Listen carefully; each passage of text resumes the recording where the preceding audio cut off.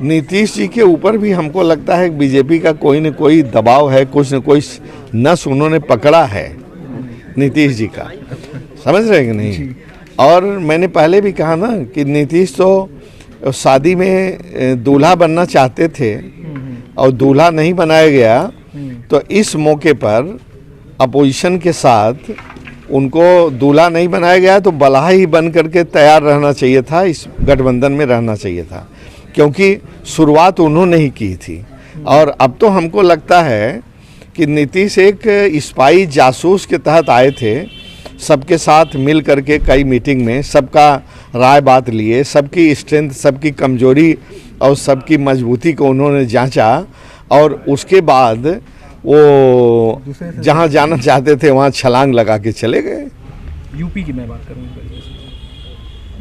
भाई, मैंने तो अपना इरादा जाहिर कर दिया, अगला चुनाव लड़ने का मेरा कोई इरादा है नहीं, जब तक कि कुछ को अन्य पार्टी अगर अप्रोच करती है, प्रयास करती है, फिर उस पर विचार किया जाएगा।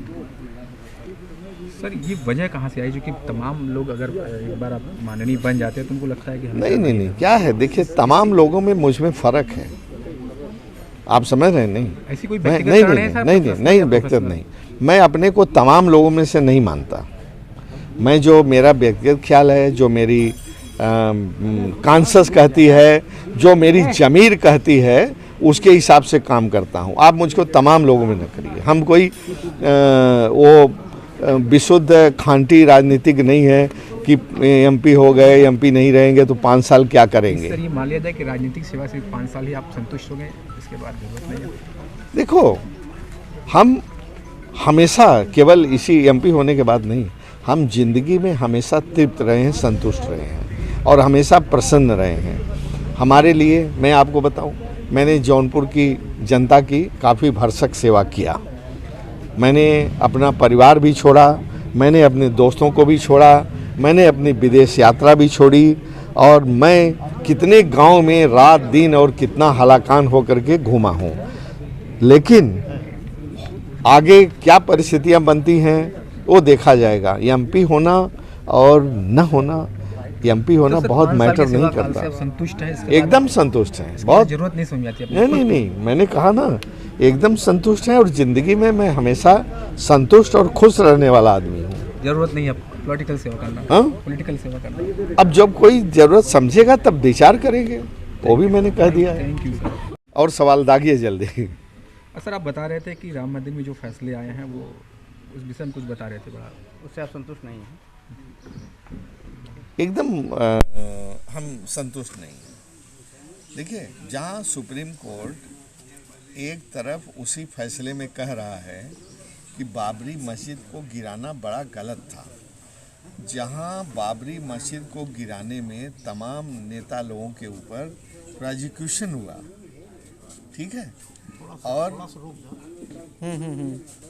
हुआ ना, उनके खिलाफ एफआईआर दर्ज हुई, उनके खिलाफ चार्जशीट लगी, लेकिन अब ये दुर्भाग्य की बात है कि उनको किस किस तरह से बचाया गया सत्ता के रसूख से, ये दूसरा प्रकरण है।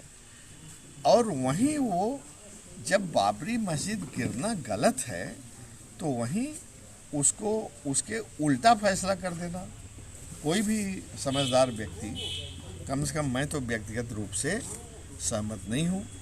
ये निराशाजनक फैसला है। ये पार्टी की तरफ से नहीं है सर स्टेटमेंट आपका?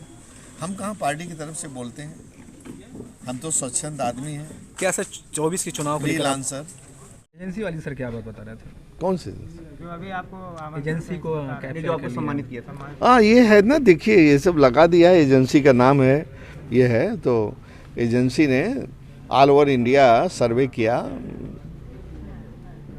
सेंट्रल मिनिस्टर और एमपीस के लिए, और उन्होंने 24 तारीख को दिल्ली में एक फंक्शन किया जिसमें मुझे आमंत्रित किया। मैं वहाँ गया और मुझे एक मेडल से नवाजा उन्होंने। ये आपके सामने है। सर आपने राम मंदिर की बात कर रहे थे, तो क्या जौनपुर के सांसद अरे यार के दर्शन करने राम मंदिर में? हैं? जब मौका मिलेगा तो जरूर जाएंगे। पिछली बार सर आप कब गए थे? पिछली बार तो अभी तक तो हम, हाँ याद आया, हम लोग हिंदी राजभाषा की हमारी समिति गई थी करीब 6 महीने पहले। तो हम लोग तो बहुत पहले रामलला का दर्शन करके आ गए हैं, 6 महीने पहले। सर आपके हिसाब से किसको लोकार्पण या प्रतिष्ठान करना चाहिए था भगवान राम? मेरे हिसाब से हिंदू धर्म का जो श्रेष्ठ व्यक्ति है, सर्वश्रेष्ठ जिसकी मान्यता है, शंकराचार्य लोग, उन शंकराचार्य लोगों को मिलके करना चाहिए था या उसमें वरिष्ठ शंकराचार्य को करना चाहिए था? किसी राजनीतिक व्यक्ति को तो करना ही नहीं चाहिए था।